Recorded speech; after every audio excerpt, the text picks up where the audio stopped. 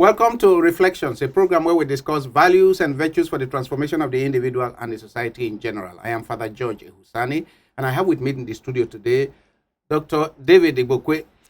You're welcome to the Thank studio. you very much, sir. Thanks for having me. Thank you. Dr. Igbokwe is a clinical psychologist, is a lecturer in psychology at the Baze University in Abuja. Before coming to Baze University in Abuja recently, he has been a lecturer at Covenant University in Ogun State, Nigeria. He's a practicing psychotherapist, and he is part of the team at Luke's Terra in our trauma, psychotrauma healing skills course. Now, Dr. Igbokwe, you are welcome to the studio. Thank you very much, sir. Since you are a psychologist, psychologists have a lot of role to play in explaining, but also helping to form people what's going on in Nigeria.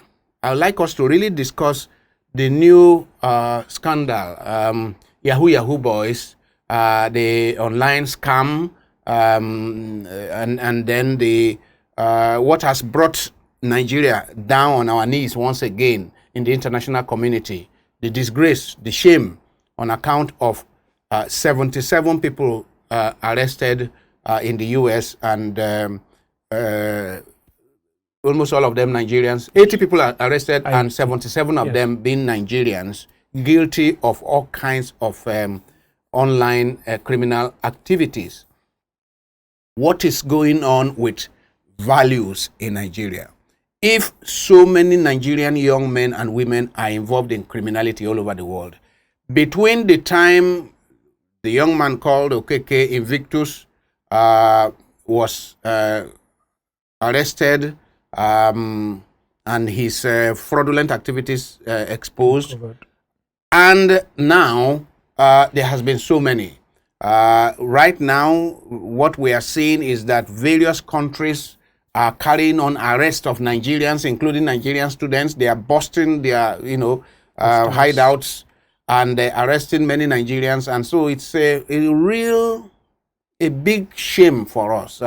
Many of us who travel all over the place, it's a problem now as to traveling to the US, traveling to other places, because you could be asked to pack well for serious scrutiny. Now, what is going on in our country?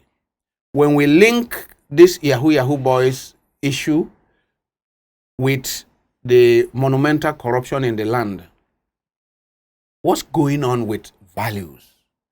Has the home front completely broken down? The home is where parents imbibe values in their children. Has it completely broken down? Now, these are not young people who are stealing $5, $10, whatever. We are hearing of millions of dollars. It means it is criminal. There is a lot of greed involved, because the young man that of the Invictus fame, we are told he was featured in Forbes magazine. 30 under 30. Under 30 under 30 people. Yes. I was well celebrated. Yes. He was on BBC. Yes. He went to London School of... Yes. And he wasn't satisfied with all that. He was still stealing. So what's happening to our young people? Don't we have values like honesty is the best policy, hard work? What has suddenly gone wrong? I mean, if you say it's because Nigeria is poor at this time, there's economic distress at this time, there is recession at this time, but people are stealing hundreds of millions, so it's not about poverty. People are stealing hundreds of millions of dollars. What's going on? As a psychologist, you should have some insights into what may be going on in the mind of people, what may be going on in our homes, the homes that are producing this kind of people. What will be going on in our schools? A lot of these people, even if they didn't go to university, they went to high schools. Yes. So they went to primary schools where, in addition to mathematics and English and other subjects, they are supposed to learn some morals. Some of them went to the universities where they are supposed to have graduated in character and learning. So what's going on? Okay, so I'll take it from the home front first, then I'll move on to maybe the school and the society. But before then, let's talk about the individual involved. People have over time gradually lost their sense of being, their sense of knowing or distinguishing between right and wrong. The sense of right and wrong is disappearing. It's disappearing. People have lost it. That's one. Let's talk about the individual. The individual. There is something we call narcissistic personality disorder. The narcissistic individual does not care about the next person. It's just about me. Me. You know, when they sing songs like, "Oh, come, let us adore him," they say something like, "Oh, come, let us adore me." So it's about them, me, myself, and I. Now, people like that, incidentally, studies have found that for you to be very, very wealthy, you have to have some form of narcissism. So as to be able to accumulate capital. I mean, it's like greed. Capitalism is based partially on that now. On that. So that personality disorder seems to have become the order of the day. So people are being very, very narcissistic.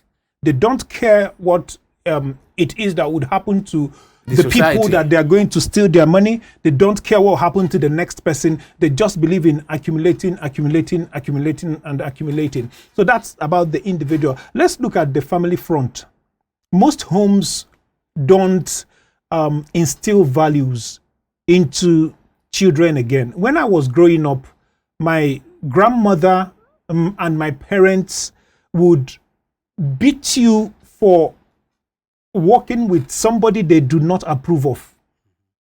Not to talk of carrying or taking something that belongs to somebody and bringing it home. That's a no-no. One is there, yeah. And so many things. For minor infractions, they almost kill you.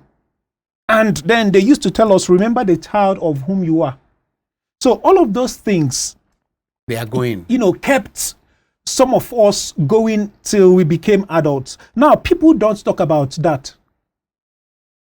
Look at the society that we are in. We celebrate things like conspicuous consumption, ostentatious living. You have to see wealth displayed. So if you are not wealthy to the extent that people feel you are wealthy, if you are not wealthy to the extent you begin to buy things you do not need, then you are not assumed wealthy. I was just reading earlier today of some of our well-known celebrities buying properties at monumental costs at Banana Republic. Yes. In Lagos. Yes, Banana Island. Is it Banana Republic? Yes, Banana Island. And what's the difference between Banana Republic and Banana Island? It's Banana Republic anyway. So buying properties at humongous amounts, billions, and some of them are very young people. And you ask yourself, what's going on? What's going on here? In a society, just next door, you have Morocco in Lagos. Yes. Next door, you have that place near Lasso, near Unilag, yes, Makoko, and all those kind of places. Yes. Then somebody will take 2, 3, 4 billion to go and buy a property. Now, something definitely is wrong in our society. Parents seem to have failed. Parents seem to have been raising children, sending them to school, and perhaps a number of people who are running schools now are running schools for profit. Yes, it's for profit. A lot of them. And so there is not enough values being taught. I'm even told that parents are conspiring with teachers and proprietors to engage in exam malpractice. Yes, sir. I think one more thing we need to look at is the mindset of the average Nigerian. I think in 2001, when Professor Peter Ebibo won the NNOM award, Nigerian National Order of Merit, for his studies, he presented a paper titled "In Search of the Nigerian Psyche." And because I was working with him at the time, I had to read it over and over again. The challenge is this: we have not yet found the Nigerian psyche. We've not found the mindset of the Nigerian. We have not. Is it the psyche or what has been described as our core set of core national values. National values. Yes, that's also part of it. That's also part of it. Because if you meet an average American, yes, you would readily know the mindset of this individual. He's, I wouldn't use the word arrogant, but he's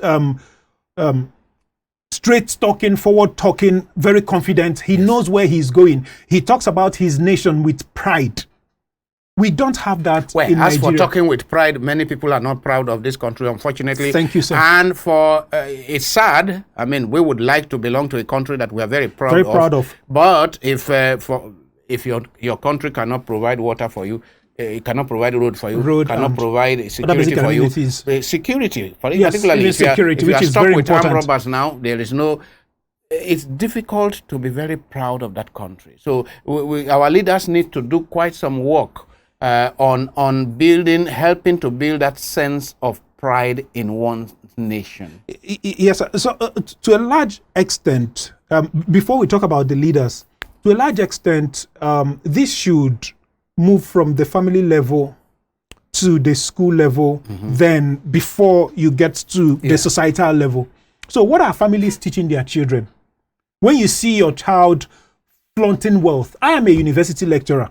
I know how much I earn as a university lecturer. I consult in various organizations. I know how much I earn. There is something you see me with, you begin to wonder, is this person still teaching? Or is he into business? Or is he into business? Or what exactly is he doing? Now, parents would see their children flaunt some funny wealth around, and they won't ask questions. They won't say, wait, so where is this thing coming from? Now, because they didn't take out time to teach those children from the outset how to behave and what to do and how to interact with people, they will be afraid to ask certain questions they need to ask. And then because I think in 1976, Nkem Nwankwo wrote a book titled My Mercedes is Bigger Than Yours. Yes. So these days, it's just about my Mercedes is bigger than yours mentality. Everybody wants to show, oh, I'm bigger than you are. My child is big. When I used to teach somewhere, we had this young student. He got into the university, but he couldn't cope. It was a fee-paying institution. The young man could not cope with others. The mother kept coming to school to ask people to help the child, mentor the child, do this one, and then you come with gifts. I made it a policy when I was there, never to collect anything from anybody before you now say it was because of the gift.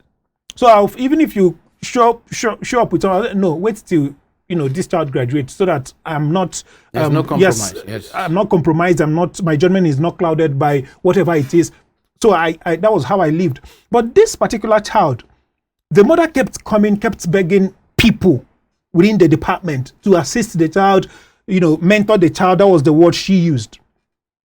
After he had done first year for the first time in a different department, then repeated in my department and failed all his courses, then came back again to repeat year 1 3 times. I called him to order. I said, young man, listen, what are you doing? You can't come here and be wasting your parents' money.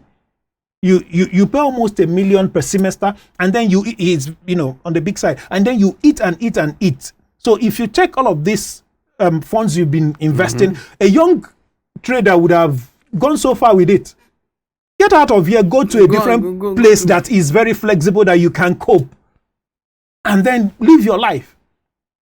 Maybe academics is not made for you. Well, the other day I went to one ATM somewhere here in Abuja, around Otako Access, to withdraw some money, and I saw somebody screaming, Dr. Igbokwe, Dr. Igbokwe. I was like, I turned, same young man.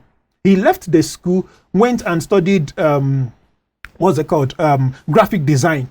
And he's doing very well. He's doing very, very well. And then he's now enrolled in another university, I think Open University, which is very flexible. And he's living his life. He's having fun. The mother did that because she wanted the young man to be in the same school that the young man's step siblings were in. So it was actually a competition, and then the child was being used as a pawn. Yeah, rather than allow the child to develop at his own pace and express himself.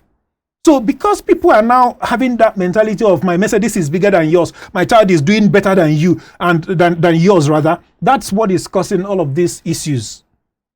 Now, the young people themselves, don't they, what do you think is their concept of their society and their future?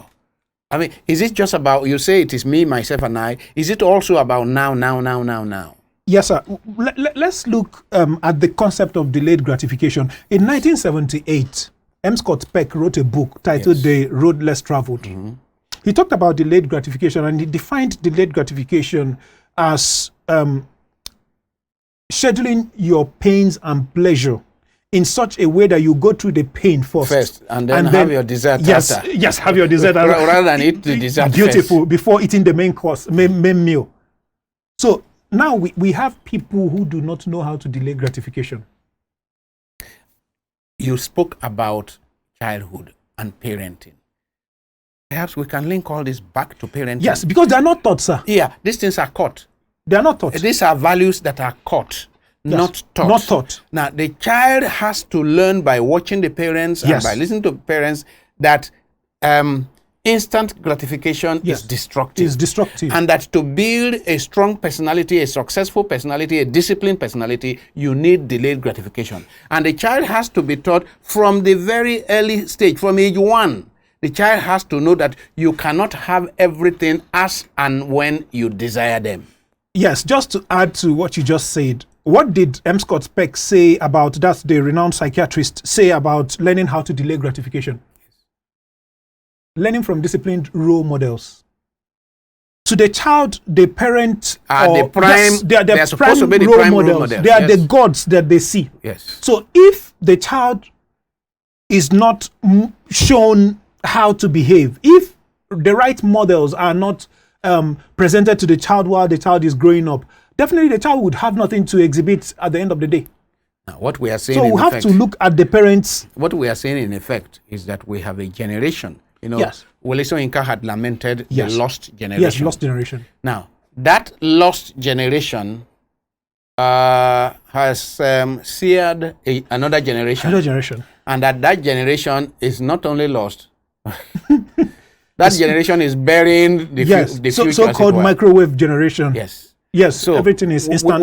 We have a serious problem in our hands that everybody, we need all kinds of professionals. We need psychologists. We need educationists. We need psychiatrists. Talking about psychiatrists, I think we will need to we may need another segment to discuss the dimension of psychiatrists and clinical psychologists in addressing this problem. Yes. But as Nigerians and as people who went to school, who can see the cause and effect relationship of things, that if you want to build a society that will be good for you, they say as you lay your bed, so you lie on it. We have to invest in building a society that we all can be proud of. I had said that we have a problem with leadership, but also we have problem with individuals. We are like, everybody is just destroying the country. Everybody is complaining about Nigeria, and then we are battering Nigeria. It's like you have a boat at sea that is sinking, and everybody is butchering the boat. We are harvesting the parts of the boat, the motor, the radar, everything. Everybody is just looting. Looting a boat that is already sinking. Yes, sinking. The challenge is this. No, let me land. Okay.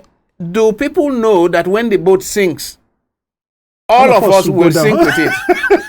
Well, people do not know. I have said it time and again, in order to get this nation working, we have to get 2 sectors right. In fact, 3. The educational sector, the legal sector, and the health sector to a large extent, so that people are well and alive and they know what they're doing. The educational sector, so that people understand their rights. They know how to hold their leaders accountable. The legal sector, if you are caught doing X, you pay for it. You pay immediately. Now, I am a lecturer, an academic with a PhD.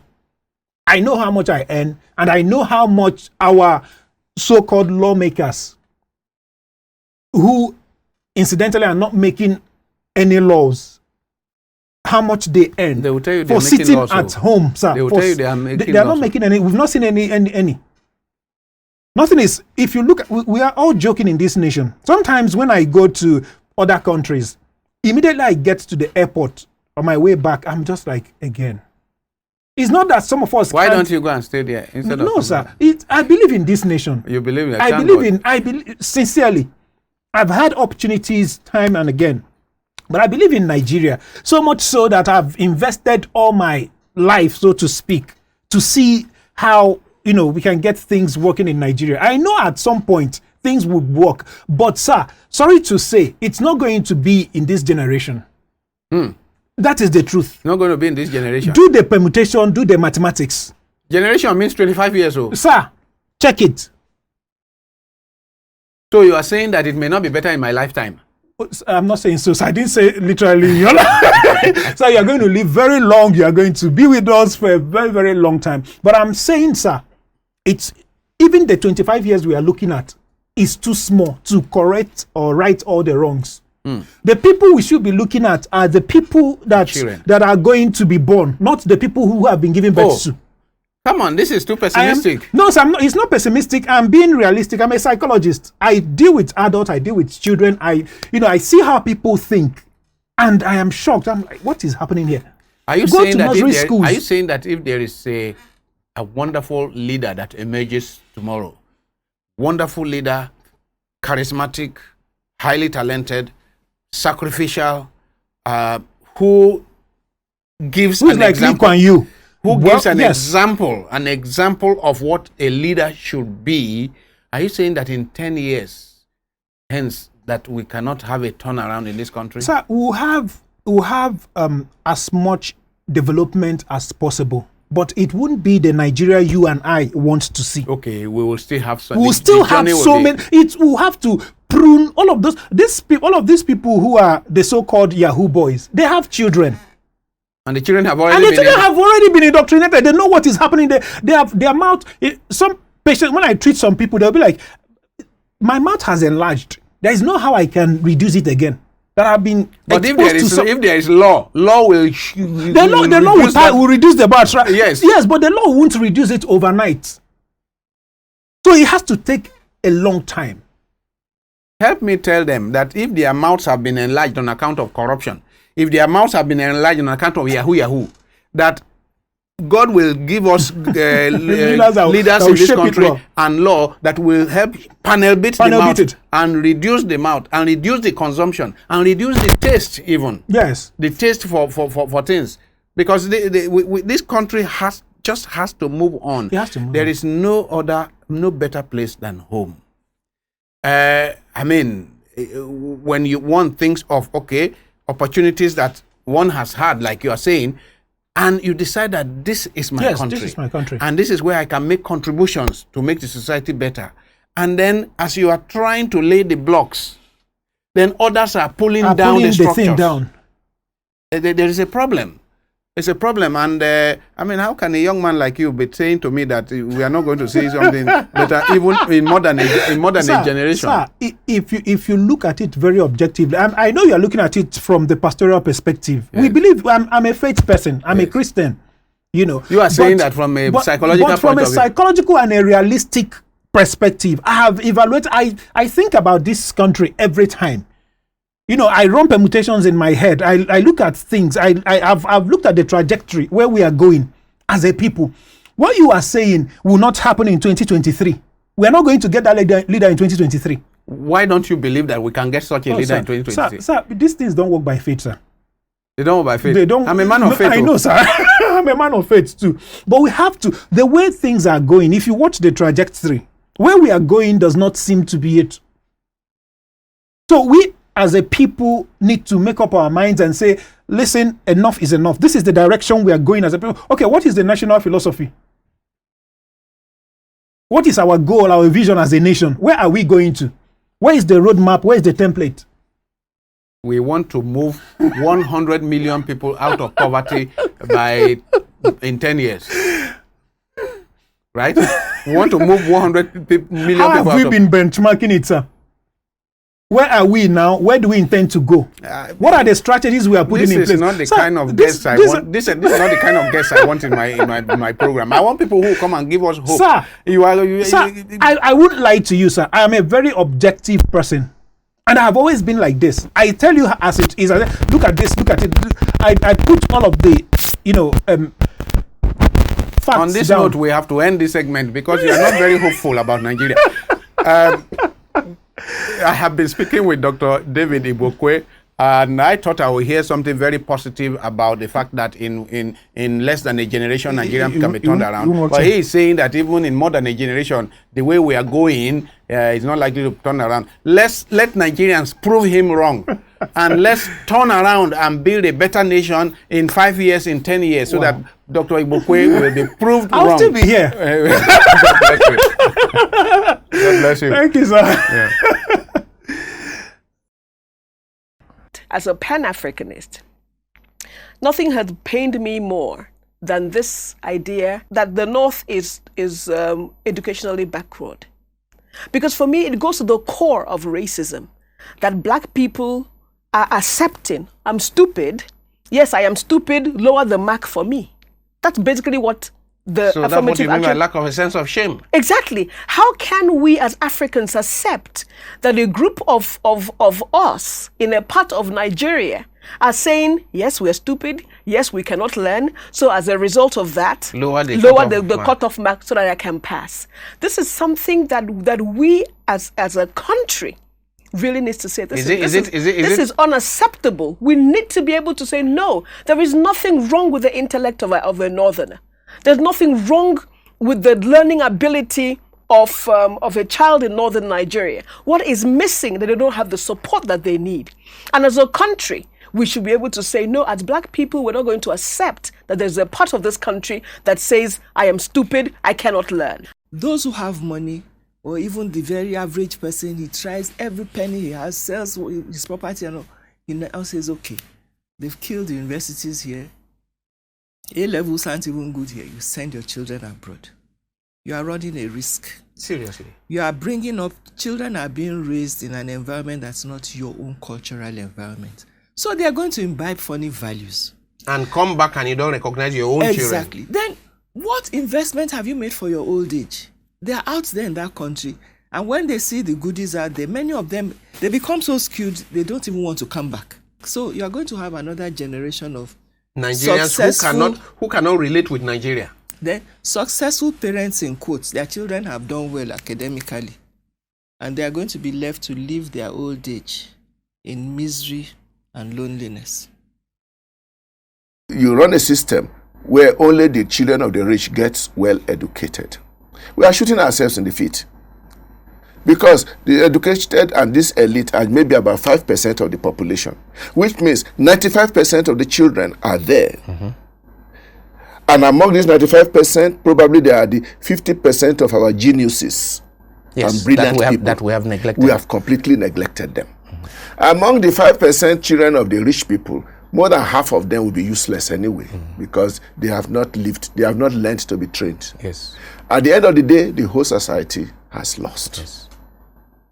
But if we made effort to expose the children of the poor to a minimum of education, among them were people who will transform society and solve the problems that we are all talking about. The problems which they have seen, and the problems which the children of the present rich people are not seeing. It's unfair and unrealistic to expect our crutch mothers, our unemployed and pauperized brothers and sisters who have no job for 5-6 years of school to be the ones who have the idealism to vote out bad leaders.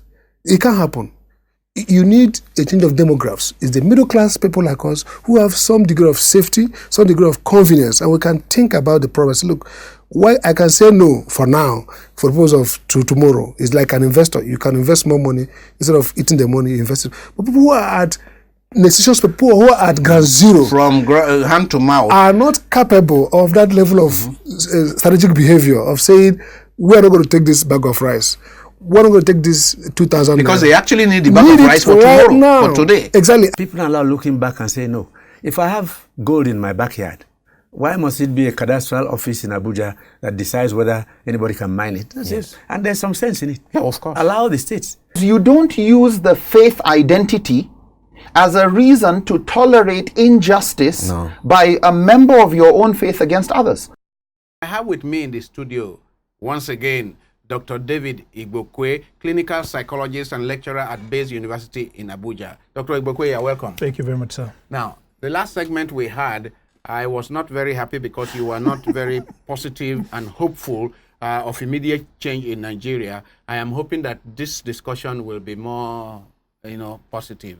Now, what we need to discuss, still on the issue of the Yahoo Yahoo boys, on the issue of internet scam, credit card forgery, all kinds of criminal activities involving Nigerians, and to the extent that right now we are like a pariah in the international community. Now, let's discuss, as a professional psychotherapist, let's discuss what are the dynamics, psychological dynamics. What kind of profile these people who engage in all this, who do not care about what the shame they will bring to us, who do not care about the shame they will bring to their family. In the last segment, you said growing up, people teach you to say, look, remember whose son you are, Yes. remember whose daughter you are. People who do not care about all that, what's going on in their minds? What kind of constitution do they have in their minds, in their psyche, that they are ready to take these risks and do these terrible things, engage in these criminal activities, bring so much pain to people, wiping out 10 million, 5 million from people's accounts, from companies' accounts. Yes. And some companies have to close down completely because of these scam activities. What kind of human beings are they? What's going on in their heads? Are they well? Or is there some kind of psychological pathology, psychopathology that can explain this? And if it is some psychopathology, then it must be quite widespread. The epidemiology must be Yes. quite Yes. widespread, because they may not be National the only epidemic. ones. They may not be the only ones because, corruption. In this country, you hear of leaders who looted $10 million, the 1 billion, 2 billion. What's going on in the minds of these people when you really don't need much to live and to live a wholesome life? So people who are able to do this and bring pain to the nation and bring pain to their neighbor, and they don't care, almost sadistic, in a sadistic manner.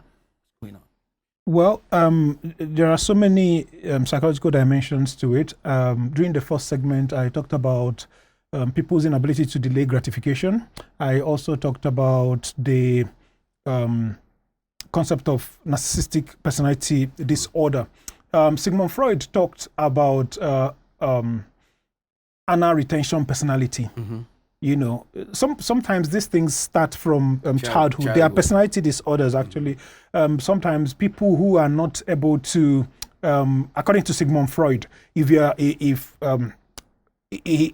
outlined about five stages of development: oral, anal, phallic, latency, and then genital stage. At the oral stage, you put things in your mouth, and at the anal stage, you defecate. Now, people who have what we call anal retention personality, they while growing up were not able to defecate as much as others, so to speak, maybe as a result of how they were trained by their parents and so forth. So such people tend to hoard things.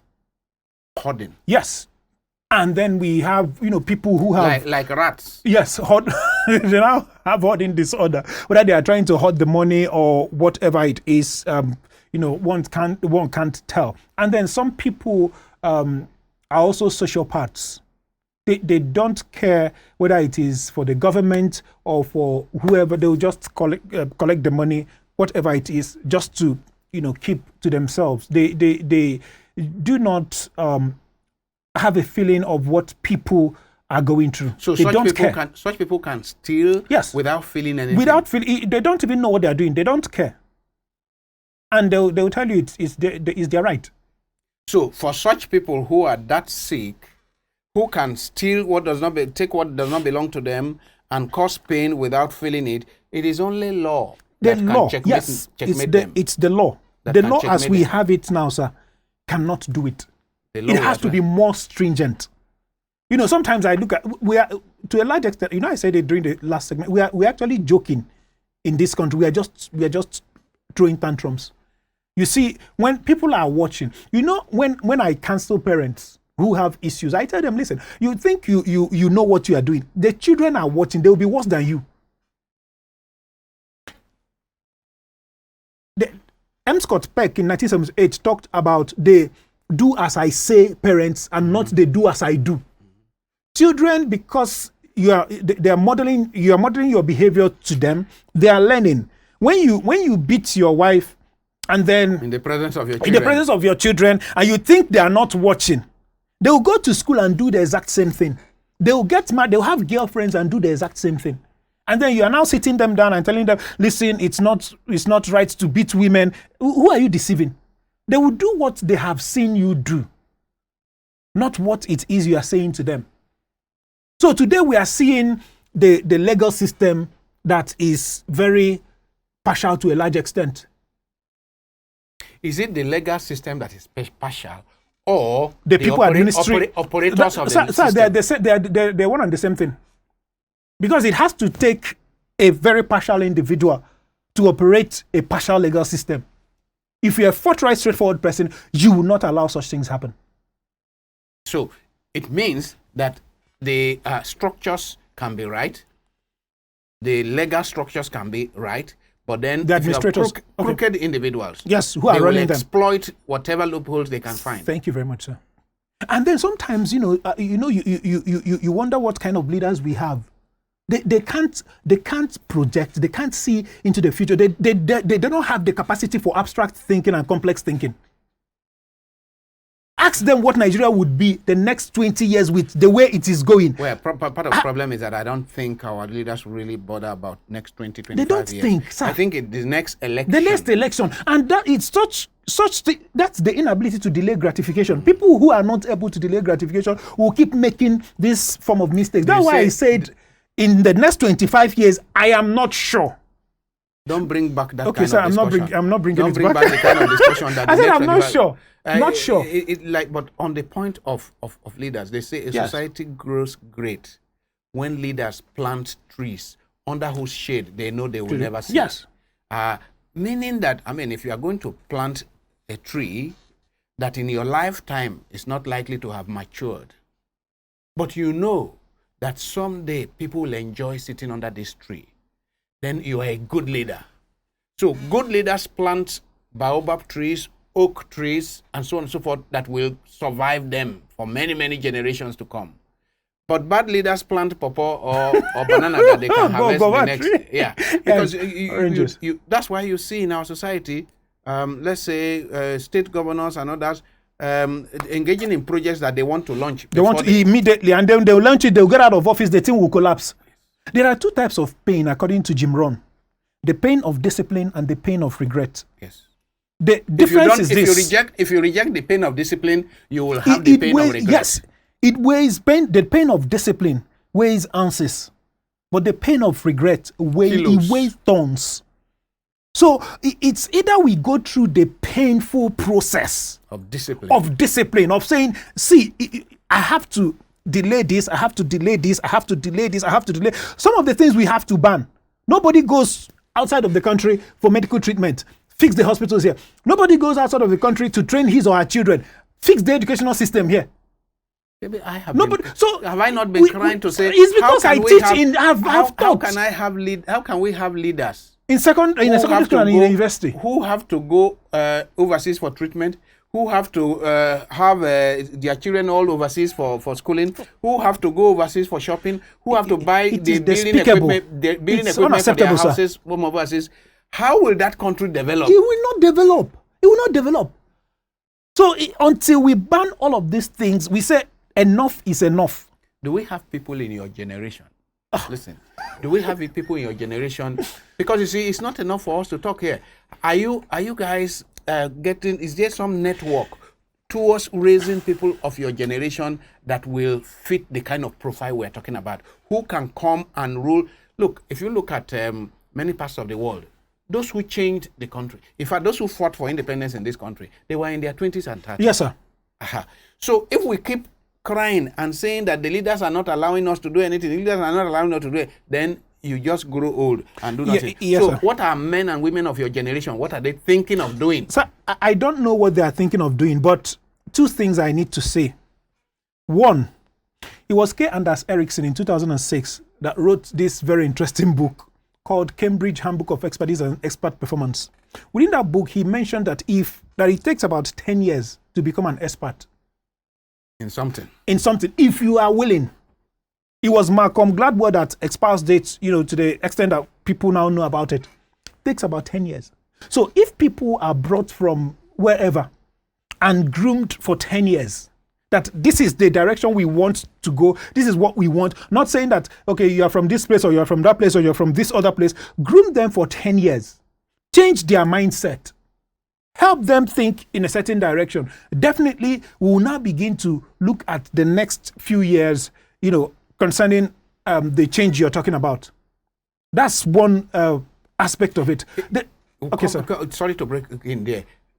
Come to think about it, the young people who are our hope for a better society in the future. I mean, let us say that my generation has joined the Wole Soyinka's generation as lost generation. Yes. I mean, and I am already beginning to lament the fact that following what you have said, it may not happen in my lifetime. I'm struggling to accept that. So. Well, it may not. I'm struggling to accept that. But I am saying, in the lifetime of my children, my friends' children, and so on and so forth, I'm saying, what is happening? What kind of mobilization is going on towards that? Is there anything that is happening, let's say, in the value orientation? Because you see, the Yahoo Yahoo boys we're talking about, they belong to the young generation. Yes. So, is it that there's nothing happening to build a sense of values in the young generation? Like you did say, beginning from nursery school. Yes. What can be done? Let's be... Okay, what can be... yes, beautiful. What can be done? Okay. At the moment, I'm not sure of what is happening. I know people are, there are pockets of efforts here and there. But yes. If those pockets of efforts, if they are not harmonized, we won't be able to have that volcanic kind of change that we anticipate to have. So if we want to get that done, start from the nursery school at the moment. At least they are very malleable. Now you can tell them, no, it's not what your parents are doing. This is how, you should go. This is what you should think. This is, bring the nation to the fore. Let it be that we've started building the love for the nation in them. At the moment, people do not like the nation. Yes. Because if you love a thing, you will not exploit it. Yes. It is that kind of behavior that we want to get out of the way. So we start from the nursery school, we start grooming them, go to the primary schools. Most of the people in secondary, what they do in secondary schools, sir, you will not believe it. So we're not saying that they are lost entirely, but do as much as you can so that at some point they will remember something that you have said. Now, as a clinician, and then move on. As a clinician, is there nothing we can do in the secondary schools to do some repair, to do some redemption? Is there no redemptive activity that we can do to salvage something out of the present, even university? Yes. It will take a whole lot of time, effort. It will take funding. For instance, where I thought leadership for about since from 2014 to 2018, and this is how I teach in class. I make it very interesting, and I try to, bring some of these burning issues to the fore, so that people get to understand that this is not the nation we want to have in the next few years. And I keep seeing my students everywhere, and they keep talking about some of the things we have talked about in class. In fact, a few days ago, something was trending. I have always used this quote by Albert Einstein, that we cannot move from the level we are, with the same kind of thinking that got us there. Yes, they created a problem. So somebody just put it up, and then it's when they said according to that, that thing Dr. Igbokwe used to, and someone sent it to me, and I had a good laugh over it. So that told me that it taught me also that some of these things, when they hear the right things and from the right role models, that they're able to take it to the next level. Yeah, that's an important point you are making. If they hear the right things from the right role models, yes. So that you're not just speaking, the person is not speaking from the mouth only. Yes, when somebody is lying to you, you are just looking at the person like, what's this person saying? That they can see his life, his lifestyle, right up to personal and official engagements, and they can say, I want to be like this. Yes. So one recommendation you are making is that those who are to teach this new approach to life, this new set of values, they must model it. Model it, yes. In our life. Yes. So in order for us not to give up on our young generation, those of us who are older must model the right, good life, Nigerian life we're talking about. What do you have to say about this craze now for the celebrities? I mean, I call it acute celebrity syndrome. People are just following people who have money, musicians, sportsmen and women, movie stars, and it is about big monies and flashing big monies, big cars, big houses, and it seems to be just making waves, and every young person now wants to be a celebrity, wants to be whatever. But for me, their lives are empty. Empty lives, and as they say, empty barrels make the loudest noise. Is this the kind of are these the kind of values we want to build for our children? How do we checkmate that?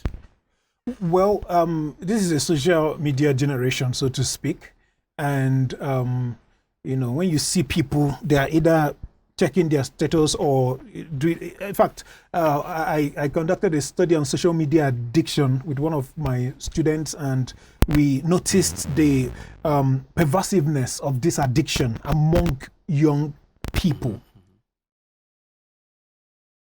How do advertisers advertise their products? They use this particular theory called mere exposure theory, that when you continually expose things to people, that they will kind of begin to tilt towards whatever it is that you have exposed to them for a long time. So people are now trying to become like celebrities that they are exposed to. Incidentally, we don't have celebrities who have the kind of moral lifestyle that we want to project. Maybe there are, but that's where the media is important. Yes. Because maybe there are, but if the media, both social media and regular media, if they are not, those are not the kind of people they show as popular celebrities. If companies do not use the kind of people you're talking about as brand ambassadors, then we are in trouble. Because if brand ambassadors and those that companies and media people showcase, if all that many media houses and social media platforms are interested in, is this person has made it big, you are not concerned about the source. Yes, you are not concerned about the source of his wealth, personal life. I mean, look at what happened with the Okeke Invictus. Every place was showcasing him as a successful young man, successful under 30. But what research did they do into how he got his personal wealth? life, yes. And his personal life, how he got his capital, his first capital. How did he get it? No research was made. That's what it means. So it means that social media platforms, blogs, and media houses need to do more work to fish out and identify people who are true role models in value, that will build a generation, another kind of generation that we want to see at the end of the day. Yes. So unless we get that done, and then when we're growing up, the Nigerian Film and Censor Board used to be very active, banning things and all of those things. We should regulate. There are so many things we need to regulate in Nigeria. They have regulated all of those. We are talking about freedom of press and all of those things, they are good. But you get to a point, do we where care? you ask yourself, what Sir, is the do we- ultimate goal? Thank you, sir. Do we care about the future or do we care about the present? Yeah, that's the same gratification we're talking about. Yeah. So we need to clamp on a few things. I was reading something about let's say Big Brother Nigeria. Now, this is a program that the cumulative effect on the coming generation is very destructive when it comes to values. Very, very destructive. When it comes to values. But some people are making money. Some agencies are making money. The money. And because they are making money, it doesn't matter. These people can destroy themselves and the future generation can be destroyed. It doesn't seem to matter. And also, we also have companies who all they are looking for is who has millions of people on social media, and they use those ones as the brand ambassadors. They are not bothered about the private life of these people. And so you are doing a major damage to the future generation just so that you make money today. Yes, just to add to what you said about the Big Brother. Yesterday I was in a vehicle and the radio was on and they were talking about one of the housemates that was evicted, that the boyfriend wrote on Twitter or one of the social media platforms that he spent 1.something million voting for the girl. So how could she have been evicted? That something happened. He was asking them to give him the opportunity to look at the back end of whatever they are using to that he couldn't have spent that amount of money. I was shocked, sir. You mean, do they spend money to vote? I guess they do. I heard it. I was shocked. 1.something million to vote for somebody, and then that shows you where we are going. I don't have anything against them. I'm not bothered. They are just there and doing my thing. But if that's what we are projecting as a nation, as a people, if that's how we want our young people to turn out, all of these people will wake up tomorrow. If they don't have anything doing, they'll eat people up. So I said, wow, just to vote. The mere fact that a program has engages young people throughout the day, throughout just 24 hours, just sitting down, watching some stupid social experiments in a room, going back and forth, and then throwing tantrums, I presume. But that thing can be some form of social engineering. Yes, sir. Yes. Social engineering where you gradually, it's like the frog that you put in cold water and gradually you keep, warm. Turning you it. gradually warm the water and heat it up, and it doesn't turning know. up the heat. So what is happening in our society is that some people are manipulating us, getting our young people to gradually accept certain things that used to be called abominable, to accept certain perversions. So gradually getting people. I'm sure when that program started a number of years ago, there are many things they couldn't do, which they are able to do today. They're able to do today. They will not tell you that you should, I think you should subscribe to a TV channel or channel on DXTV for exclusive content or something of that nature. I think the Bible says something about people calling evil good. Yes. I think in Isaiah. So that's where we are tilting towards. And how I wish that people come to recognize, as you said about censorship, it may not be censorship, there may be another name for it, but that a society cannot leave its public square completely naked. Naked people too. You can't leave the public square completely naked. That there has to be some control, stringent regulation. There has to be some regulation, some moderation. If you want to be mild, some moderation, some restrictions have to be introduced into the public space, because the damage that could be done could be enormous. And I do hope that you have the opportunity to be a teacher, to be a counselor. I do hope that with the opportunities God has given you as a teacher and a counselor, that you can help to raise young people who would go and think of the future, who will think of not only the future for themselves, but the future for others. And the future generations. On this note, we'll bring this segment to an end. I do hope that when next you come, we'll have something more positive to. Of course. And that you'll be more optimistic about Well, Yeah, say yes now. well, yes, to a large extent. I'm an objective person, sir. I'll be very objective once Well, again. my own prayer is that God will bless this nation, Amen. turn us around, Amen. so that people like Dr. Igbokwe and others who have been very, very objective and on account of their scientific objectivity are saying that things may not get better soon, that they will be pleasantly surprised Oh, wow. that the good What Lord amazing. has transformed Nigeria. Hallelujah. God bless you. God bless you. Thank you, sir. Amen.